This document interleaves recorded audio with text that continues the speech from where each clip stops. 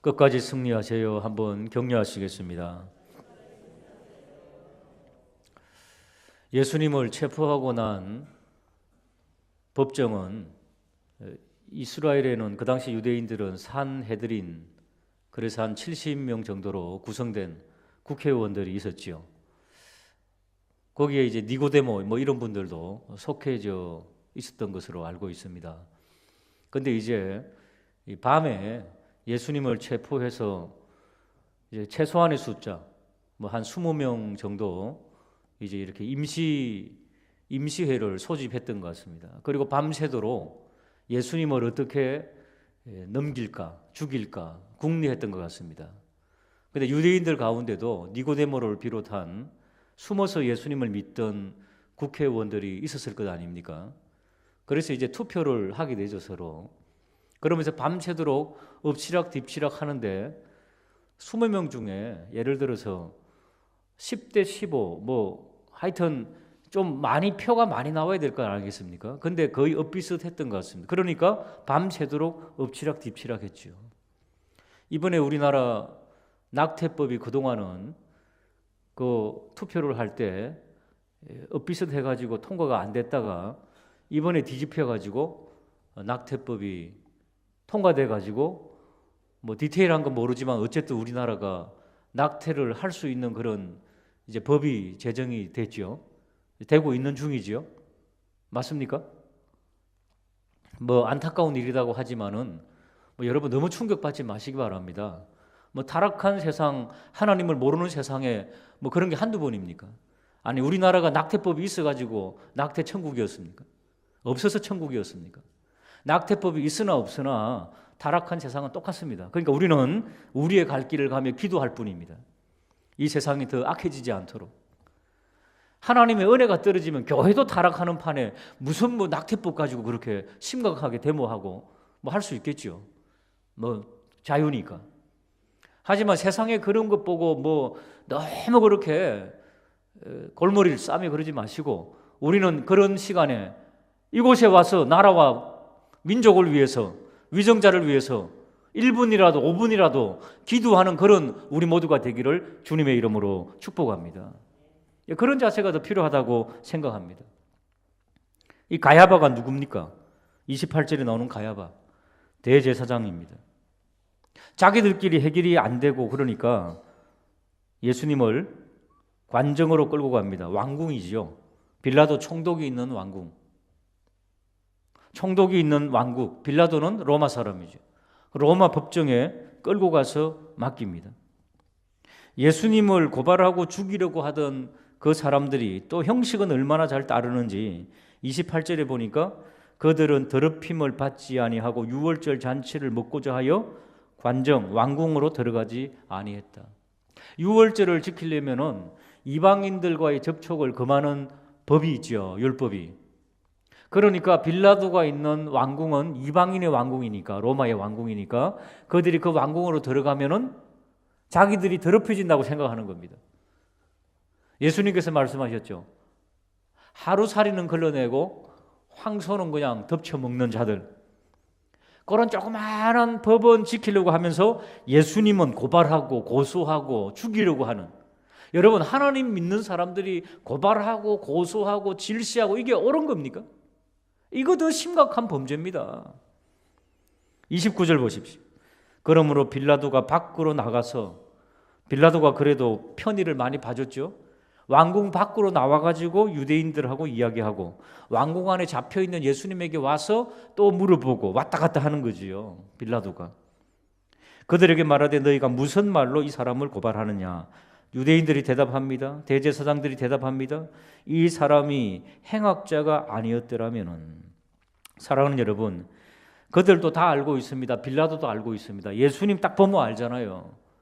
예수님이 무슨 행악자라고 하는 그런 제명, 행악자는 어디에 쓰는 겁니까? 좀 깡패라든가 끌렁패라든가 건달이라든가. 예수님 외모 딱 보면은 뭐 그렇겠습니까? 그저 조용히 하나님 말씀 전하는 사람인데 저를 딱 보면 깡패 같습니까? 사람 딱 보면 알잖아요, 여러분. 예? 그런데 거기에다가 깡패니 건달이니 이건 안 맞잖아요. 제 친구 목사님 중에 한 명이 조금 혐상궂게 생기는데 늘 목사라기보다는 건달로 이렇게 옛날에 가면 늘 이렇게 경찰한테 붙잡혀가지고 신분증 내놔라 그러고 뭐 그런 분들도 목사 중에 들어 있습니다. 참 슬픔이죠. 그런 명칭을 붙여서는 안 되잖아요. 그런데 예수님을 행악자로 고발하며 죽이라는 겁니다. 여러분, 행악자도 재판을 똑바로 해가지고 이 사람이 살인을 저질러 만한 건지 어떤 제목을 가지고 사형을 해야 되지 않습니까? 근데 무조건 죽이라는 겁니다. 하나님의 은혜와 하나님과 인격적인 교제가 떠나버리면은요, 사람에게는 사탄의 악이 들어와가지고 그 사람을 짓밟고 족치고 죽이게 됩니다. 이거 보십시오. 한 사람들이 누굽니까? 대제사장들, 서기관들, 골통 유대인들이 지금 여기에. 왜? 자기 몸을 정결케 할 만큼 지킬 정도면은 얼마나 나름대로 정통 유대인입니까? 근데 이런 자들이 예수님을 제목도 제대로 분류하지 않고 무조건 죽이라는 겁니다. 31절. 빌라도가 이르되 너희가 그를 데려다가 너희 법대로 재판하라. 빌라도가 그래 말하죠. 빌라도도 여러분 정치인 아닙니까? 딱 들어보면은 이 정치 고단수 아닙니까? 빌라도가? 딱 들어보니까 이거는 사형에 해당하는 거 아니다 하는 거 알게 되잖아요. 그러니까 돌려보내려고 그랬죠. 사실은 빌라도의 그 사모님이 예수님을 믿든지 아니면 하나님을 경외하던 사람이라고 나오죠. 잠깐 흔적이. 그래서 빌라도의 아내를 가지고 소설이 나온 책도 있습니다만은 어쨌든 아내가 권면하죠. 당신은 절대로 저 예수라는 분을 억울하게 만들어서는 안 된다. 그런 이야기도 듣고 이런저런 이야기 때문에 빌라도가 한 발 빼죠. 너희 법대로 그러면 너희들이 데려가서 해라. 이 사람은 죽일 사람이 아니다. 그랬더니 31절에 유대인들이 뭐라고 말합니까? 유대인들이 이르되 우리에게는 사람을 죽이는 권한이 없나이다. 이게 맞는 말입니까? 이 유대인들은 지금 대제사장들, 서기관들, 바리새인들, 정통 유대인들입니다. 여러분, 사람을 죽일 권한이 빌라도에게 있습니까? 하나님께 있습니까? 여러분, 지금도 사람을 죽이고 살릴 권한이 누구에게 있습니까? 유대인들이라면, 하나님 잘 믿는 사람이라면 우리는 어떻게 고백해야 됩니까? 하나님께 있습니다. 이렇게 해야 되잖아요. 하나님과의 교제가 끊어지고 은혜가 떨어지면은 사람들은 하나님이 안 보입니다. 사람을 짓밟고 사람을 죽이는데 고소하는데 앞장서게 됩니다. 고난주간에 뭘 묵상하라고요? 그런 우리의 부패한 심령들, 부패한 우리가 십자가 앞에 주여 나도 그런 인간입니다. 그렇게 고백하게 되는 저와 우리 모두 되며 주님의 십자가 앞에 회개하며 더 가까이 나아가게 되기를 주님의 이름으로 축복합니다. 32절은 이렇게 표현하고 있죠. 굉장히 중요한 구절입니다. 이는 예수께서 자기가 어떠한 죽음으로 죽을 것을 가리켜 하신 말씀을 응하게 하려 하심이라. 지금 유대인들이 악이 받쳐갖고 이렇게 하는 절차가 그들은 예수님을 죽이려 하지만은 하나님은 하나님의 시나리오에 따라 이렇게 되게 되어 있다는 겁니다. 자, 유대인들의 법대로 예수님을 가장 극형으로 죽이면은 유대인들의 극형은 뭡니까? 사람들이 많은 곳에 광장에 데리고 나가서 돌로 쳐서 죽이는 겁니다. 그런데 예수님은 어떻게 죽으셔야 됩니까? 예수님께서 말씀하셨죠. 나는 신명기 21장 23절에 나오는 것처럼 나무에 달려서 저주받아 죽어야 된다는 겁니다. 예수님은. 나무에 달린 자마다 저주받은 자다. 신명기 21장 23절. 그러니까 예수님은 나무에 달려서 저주를 받으셔야 됩니다. 하나님의 시나리오에 의하면은. 나무에 달려 저주받은 자의 상징들이 목을 매달아 죽는 사람들. 하나님의 저주가 임했다. 뭐 이런 거지요. 그러니까 자살을 하더라도 목을 메고 나무에 달면은 회개의 여지가 없습니다. 신명기법에 의하면. 왜? 나무에 달린 자마다 하나님의 저주가 임했다는 것이 이미 율법에 선언되어 있기 때문에. 예수님은 우리가 받아야 할 저주를 나무에 달리셔서 받으셔야 됩니다. 그런 의미에서 압살롬도 하나님의 저주가 받은 그런 대표적인 케이스죠. 달려가다가 머리가 그냥 감켜가지고 나무에 달려 죽었잖아요. 아버지를 배역하고 한 나라의 왕을 배역하는 배역무도한 자식이 어떻게 하나님의 저주를 받는 것을 대표적으로 보여주는 케이스가 바로 압살롬의 케이스지요. 예수님도 그렇게 죽으셔야 되는데 하필이면은 로마의 최고의 형틀이 뭡니까? 십자가예요, 십자가. 그런데 로마의 최고의 형틀이 십자가인데 그 십자가는 나무로 만듭니다.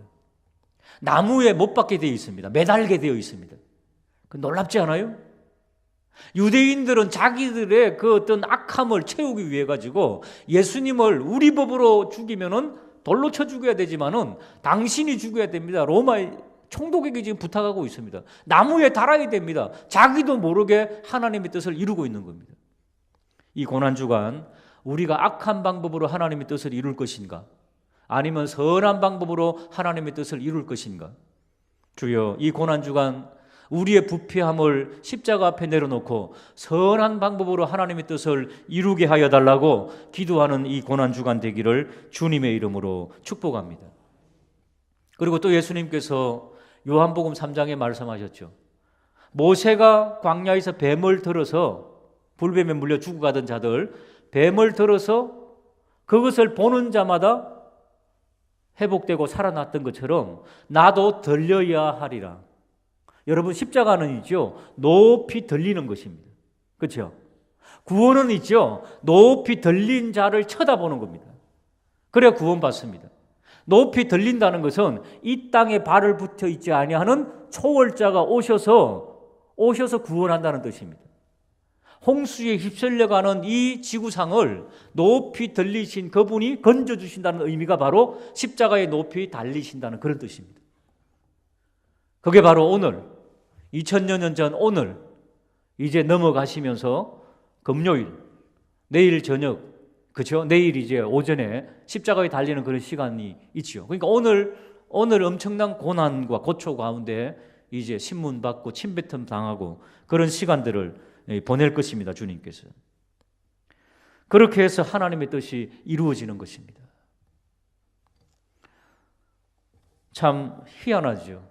이 십자가는 로마 정부 정치적인 범죄자들에게 가하는 극형의 형틀이었습니다. 정치적인 이 십자가가 세월이 흐르면서 사도들과 예수님 믿는 사람들에게는 십자가가 뭘 의미했습니까? 신앙의 상징이었죠. 십자가에 달리신 예수 그리스도. 오늘날에는 십자가가 어떤 의미가 있을까요? 오늘날에는요, 액세서리가 돼버렸어요. 목걸이가 돼버리고. 희한하죠. 정치적으로, 종교적으로 변화하다가 지금은 액세서리가 됐습니다. 행여 여러분 목걸이를 메고 십자가 반지를 하더라도 그 십자가의 의미를 잊지 아니하는 저와 우리 모두가 되기를 주님의 이름으로 축복합니다. 그러므로 오늘 본문은 영으로 시작한 대제사장, 서기관, 바리새인, 정통 유대인들, 하나님 잘 믿는 자들이었지요. 그런데 인간의 생각으로, 인간의 방법으로 자기들의 그 기득권을 끝까지 붙잡으려고, 자기의 이권을 끝까지 붙잡으려고 그렇게 발악하다가 인간의 방법으로 끝나는, 사도 바울 선생님이 말씀하셨죠. 영으로 시작하였다가 인간으로 끝날 것이냐. 이것도 마찬가지죠. 오늘 본문도. 우리 본문 한번 40절, 39절, 40절 한번 보실까요? 빌라도가 그래도 예수님을 놓아주려고 39절 보면 6월절이면 내가 너희에게 한 사람을 놓아주는 전례가 있으니 그러면 너희는 내가 유대인의 왕을 너희에게 놓아주기를 원하느냐. 예수님을 놓아주려고 했지요. 40절 그들이 또 소리질러 이르되 이 사람이 아니라 누구를? 바라바. 바라바는 강도였다. 그렇게 말하고 있습니다. 이 바라바는 누구겠습니까? 이 바라바는 강도라는 그 뜻은요, 로마 정부로부터 독립을 하려고 하는 독립투사. 그래서 로마 군인들을 때려 죽이고 로마 앞잡이들을 때려 죽이고 구테타를 일으켜보려고 하던 그런 자가 바로 바라바였습니다. 그래서 강도다 이렇게 표현을 하고 있죠. 그러니까 이 이스라엘의 이 지금 이 혁명어로 뒤엎어가지고 바라바는 있죠. 바 하면은 아들이라는 뜻입니다. 이름이 바. 그 다음에 라바, 아바입니다. 아바. 아바는 아비라는 뜻이죠. 아비. 사람이라는 뜻입니다. 그러니까 바라바라고 하는 뜻은 바아바, 바아바. 바아바는 사람의 아들이라는 뜻입니다. 참 이 아이러니하죠. 이 지금 요한은요, 일부러 우리에게 그렇게 보여주고 있습니다.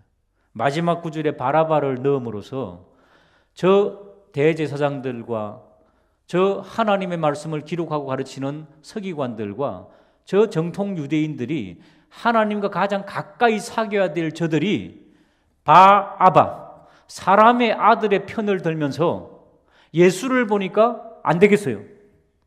예? 여기 이 정려나무 이 가지까지 흔들어 봤는데 안 되겠어요. 말을 안 타고 말이죠. 낙이나 타고 말이죠. 이상한 짓을 하니까 안 되겠어요, 예수는. 그러니까 예수는 죽이려고 이제 결심하고, 그 다음에 사람의 아들, 유혈혁명을 일으킬 만한 그 인물, 바아바를 놓아주세요. 그렇게 이야기한 거죠. 이 뜻은 무엇입니까? 우리는 하나님의 역사로 시작했지만은 하나님의 역사는 이제 우리는 포기합니다. 사람의 뜻을 세우고 우리 힘으로 독립하고 싶습니다. 우리 힘으로, 내 힘으로 살아가고 싶습니다. 내 힘으로 사업하고 싶습니다. 내 힘으로 교회 생활하고 싶습니다. 그 뜻이에요, 이게 지금.